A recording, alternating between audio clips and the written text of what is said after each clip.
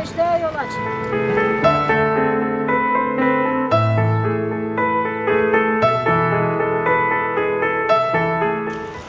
Biz çocuklar Türkiye'nin geleceğiyiz. Kardeşliğe yol açın.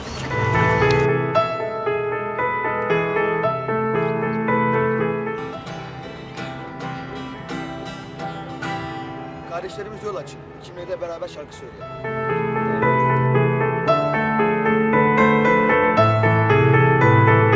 Onlar bir istatik değil, insan. Kardeşliğe yol açın.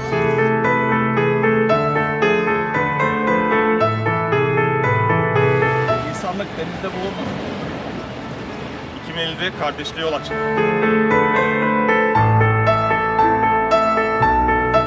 2050 çocuklarımızın cansız bedenlerini kıyılardan topladığımız bir yıl olması. Kardeşliğe yol açın.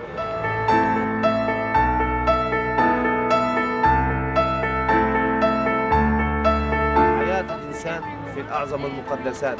بسنة 2050 افتحوا طريق على الصديقة.